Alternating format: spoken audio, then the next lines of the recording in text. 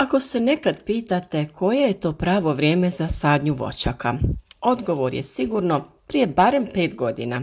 Pitate se zašto? Kada pomislite kako bi bilo dobro imati svoje plodove raznog voća, razmišljate o sadnji, a da ste to učinili prije nekoliko godina, sada bi već imali urod na vašim voćkama. Većini vrsta upravo toliko i treba za neki znatniji urod. Ako razmišljate o ulaganju u budućnost, iskoristite svako slobodno mjesto u vrtu ili na vašem zemljištu.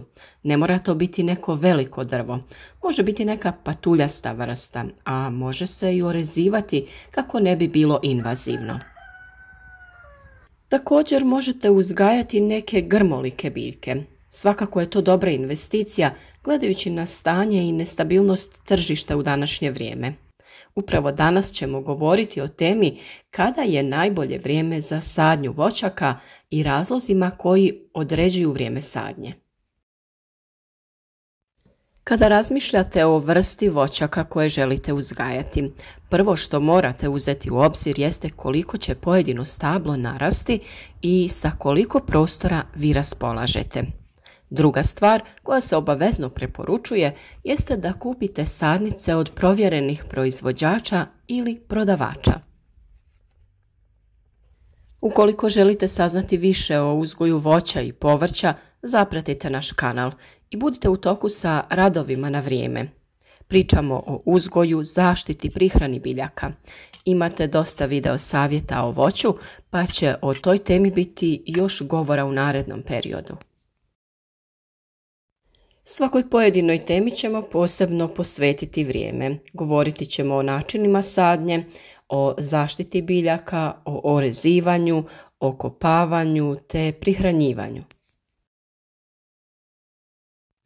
Voćke sadimo u doba mirovanja vegetacije, u jesen ili u proljeće. Bolje je svakako voćke saditi rano u jesen nego u proljeće. Ako ih sadimo u proljeće, onda to treba obaviti što prije. Sadnja u ranu jesen ima prednost pred sadnjom u rano proljeće, zbog toga što posađena sadnica ima povoljnije uslove za učvršćenje u tlu i obnovu ozlijeđene korijenove mreže. Naime, rano u jesen tlo je još uvijek toplo i vlažno, pa odmah počinje daljnji rast korijena posađene voćke. Korijenova mreža obraste tanjim, vlasastim, obrastajućim korijenjem, a na mjesto oštećenja debljih korijena rane zacijele, odnosno razvijaju se kalusi iz kojih se nastavlja produženi rast novom korijenju. Osim toga, tlo se slegne iznad korijenja pa se uspostavi dobra dodirna površina između čestica tla i površine korijenja. U proljeće, prije početka pupanja i listanja, ponovno se nastavlja intenzivan rast korijenja u mladih voćaka, te se korijenove mreže dobro razvijaju i postanu sposobne da nadzemni dio opskrbljuju potrebnom količinom vode i hranjivih tvari. Zbog svega navedenog, posađene voćke bolje se primaju, to jest ukorijenjavaju, a ujedno brže i bolje rastu tokom prve godine nakon sadnje. Ako se voćke sade kasno u jesen na teškim, to jest ilovastim ili ilovasto-glinenim i vlažnim tlima, tada je u sjevernim i hladnim područjima lošiji uspjeh u radu, jer se javljaju razne neželjene posljedice.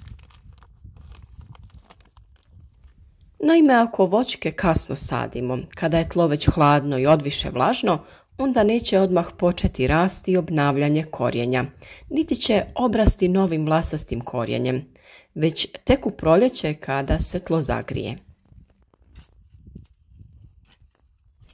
Od zakašnjele sadnje do proljeća ne samo da se korijenje ne obnavlja, već nastaju razne ozljede na korijenju, pozebe, truljenja na mjestima gdje je ozlijeđeno deblje korijenje sadnice tokom vađenja iz rasadnika ili trapa. U izrazito vlažnim i hladnijim područjima jesenska se sadnja obavlja samo na vrlo prikladnim, lakšim, to jest pjeskovitim ili pjeskovito-ilovastim tlima koja imaju dobru vodopropusnost, to jest koja previše ne zadržavaju vodu. U toplim južnim područjima može se saditi tokom čitave jeseni, pa čak i zimi ako povoljne temperature duže traju, to jest ako su zime blage. Ranija sadnja u proljeće bolja je od takozvane zakašnjele sadnje, zbog toga što se korijenova mreža obnovi i obraste novim korijenjem prije početka rasta nadzemnih organa. Tako obnovljena korijenova mreža može bolje opskrbiti nadzemni dio vodom i hranjivima. Kasna proljetna sadnja sa druge strane ima niz nepovoljnih posljedica. Prije svega, korijen se ne pripremi i ne razvija dostatno, pa ne može nadzemni dio opskrbiti potrebnim količinama vode i hranjivih tvari iz tla. Naime, rast nadzemnog dijela počinje gotovo u isto vrijeme kada i rast korijena, obnavljanje korijena nakon sadnje. Kad zbog povoljnih temperatura zraka krene vegetacija nadzemnog dijela, onda se od korijena zahtjeva dosta vode. Budući da taj korijen još uvijek nije sposoban nadzemni dio opskrbljivati vodom, a kamoli hranjivima, dolazi do svojevrsnog zastoja, usporenja i nedovoljnog rasta mladih voćaka tokom proljeća i ljeta.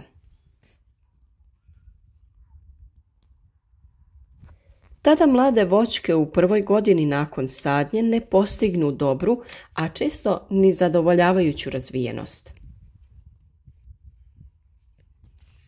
Upravo proljetna sadnja voćaka, a pogotovo kasna, osobito je nepovoljna u toplim južnim područjima, gdje zbog neravnomjernog rasporeda padalina često nastupa suša. Vrlo je važno poznavati vrstu tla, uslove što se tiče padavina, prosječnih temperatura. Sve su to faktori koji uveliko utječu na vrijeme sadnje i na vrstu voćaka koje možete uzgajati. Isto tako, često smo govorili o pH vrijednosti tla koja određuje mjere koje se moraju poduzeti prije podizanja većih voćnjaka.